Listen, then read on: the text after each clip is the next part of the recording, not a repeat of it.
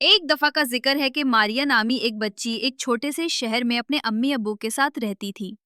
اس گھر میں ان کے ساتھ بہت ڈھیر ساری بلیاں بھی رہتی تھیں، تقریباً ہر رنگ، ہر نسل کی، کالی، سفید، بھوری، سنہری بالوں والی پیاری پیاری سی بلیاں۔ ماریا کا گھر ارد گرد کے لوگوں میں بلیوں کے گھر کے نام سے مشہور تھا۔ علاقے کے لوگ حیران ہوتے کہ اتنی بلیاں ایک ساتھ، بلیوں کے ساتھ ان کے ننھے منے بچے بھی اس گھر میں اچھلتے کودتے نظر آتے۔ اس کے ابو کو جب بھی کام سے فرصت ملتی تو وہ بھی اپنی بیٹی کے ساتھ ان بلیوں کی ضیافت کا اہتمام کرتے۔ ماریا کا معمول تھا کہ پہلے اپنی پڑھائی لکھائی کے کام سے فارغ ہوتی اور پھر اپنی بلیوں کے ساتھ کھیلتی، انہیں گرم دودھ میں روٹی بھگو کر کھلاتی۔ ماریا کی امی جس طرح اپنی بیٹی کو موسم کی سختیوں سے بچاتی تھیں، بالکل اسی طرح بلیوں کا بھی خیال رکھتی تھیں۔ ارد گرد رہنے والے لوگوں کے گھروں میں جب چوہے لا تعداد ہو جاتے تھے، تب وہ ماریا کی بلیوں کے لیے اپنے گھروں کے دروازے کھول دیتے تھے تاکہ بلیاں چوہوں کا صفایا کرنے کے ساتھ ساتھ اپنا پیٹ بھر لیں۔ بلیوں کے اس کام کے انعام کے طور پر ان کے بچوں کو دودھ ملائی بھی کھلائی جاتی۔ یہ سلسلہ کئی برسوں سے جاری تھا۔ چوہوں کا شکار کرنے کے علاوہ صرف سال میں ایک بار ماریا اپنی بلیوں سے جدا ہوتی تھی۔ وہ اس وقت جب وہ اپنے پاپا اور ممی کے ساتھ تعطیلات گزارنے اپنی دادی کے گھر جاتی تھی۔ آج بھی وہ تینوں گھر سے روانہ ہو رہے تھے۔ بلیوں کی دیکھ بھال کے لیے ان کے گھر کے چوکیدار اور پڑوسیوں نے اپنی خدمات پیش کر دی تھیں، اس لیے ماریا بے فکر تھی۔ گیٹ سے گاڑی نکالتے ہوئے غلطی سے کھلی ڈگی سے ایک ڈبہ لڑک کر گیٹ کے اندر کی جانب گملوں کے پیچھے چلا گیا۔ بلیوں کو چوکیدار کے سپرد کر کے وہ سب تو چلے گئے، لیکن یہاں بلیاں تھیں اور ان کا گھر۔ ایک ننھے منے بلی کے بچے نے میاؤں میاؤں کی اور گملے کے پیچھے جا کر ڈبے کو سونگھا۔ ڈبے سے سوندھی سوندھی خوشبو آ رہی تھی۔ ایک قد ہوئے بلی نے زور سے میاؤں کر کے اپنی لمبی وزنی ٹانگ اندر کی اور بڑی مشکل سے ڈبے کو گملے کے پیچھے سے نکالا۔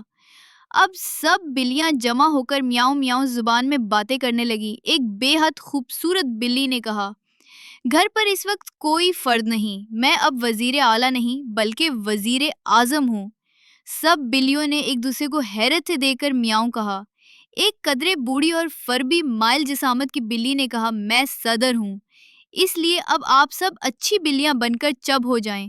وزیر اعظم بلی نے کہا، ملک اس وقت اکیلا ہے، ملکی وسائل بے حد کم ہیں، حالات کیسے ٹھیک ہوں؟ تو قداور بلی بولی، ہم گھر کی سرحدوں میں رہ کر چوہے تو مار رہے ہیں، جب تک چوہے باقی ہیں ہمیں کھانے کی فکر کرنے کی ضرورت نہیں۔ تو ایک چھوٹے قد کی بلی کھڑے ہو کر بولی، ابھی وسائل کم نہیں ہیں، یہ ڈبہ جو غلطی سے یہاں رہ گیا ہے، ہو سکتا ہے اس میں ہمارے لیے ابھی بات اس کے منہ میں تھی کہ ایک بلی جو انتہائی سمارٹ تھی وہ چالی، اس ڈبے سے آنے والی خوشبو سے لگتا ہے کہ اس میں تازہ تازہ پنیر ہے۔ میں وزیر صحت ہونے کے ناطے آپ سب کو بتا رہی ہوں کہ اس کو کھانے سے ہم سب کی صحت بہتر ہوگی۔ تبھی وزیر خوراک بلی نے میاؤں کی آواز کے ساتھ سب کو متوجہ کیا، میرے خیال میں اس کا وزن 2 کلو ہے اور اس میں پنیر نہیں بلکہ تازہ کھویا نما برفی ہے۔ سب بلیاں پنیر اور برفی کا نام سن کر بے قرار ہو گئیں۔ ایک چست بلی نے لپک کر چھلانگ لگائی، ڈبے کے ارد گرد چکر ہوتی بلیوں کو گھورا اور بولی، ہم سب کو عدل و انصاف سے فیصلہ کرنا چاہیے۔ یہ ڈبہ غلطی سے یہاں رہ گیا ہے، یقیناً آنٹی نے دادی کے لیے کوئی نرم گرم ڈش تیار کی ہوگی، چوری گناہ ہے، ہمیں اس ڈبے کو ایک امانت سمجھنا چاہیے۔ جس پر قداور بلی جھاگ کی طرح بیٹھ گئی۔ ایک دم گاڑی کے ٹائر چرانے کی آواز آئی، بلیاں ایک دم چکنا ہو کر کھڑی ہو گئیں۔ ماریا کے ابو گیٹ کھول رہے تھے اور آنٹی ماریا کے ساتھ دادی کا ہاتھ تھام کر اپنے اندر لا رہی تھی۔ آنٹی نے ڈبہ پودوں کے درمیان رکھا دیکھا تو بولی، ارے یہ ڈبہ ادھر ہی رہ گیا تھا، یہاں پر پڑا ہے۔ ماریا کے ابو نے جھک کر ڈبہ اٹھایا اور دادی جان کو تھما دیا۔ دادی جان نے محبت اور اطمینان سے بھرپور نظروں سے بلیوں کو دیکھا اور ڈبے میں سے تھوڑا سا کھویا نکال کر سب بلیوں کو ڈالنے لگی۔ بلیوں نے خوشی سے میاؤں میاؤں کیا اور کھویا کھانے لگی۔ دادی جان ماریا کے ہمراہ بلیوں کے گھر رہنے آ گئی تھی۔ اس طرح پیاری پیاری بلیوں کی ایمانداری اور نیکی کا صلہ انہیں دادی کی شفقت حاصل کر کے مل گیا۔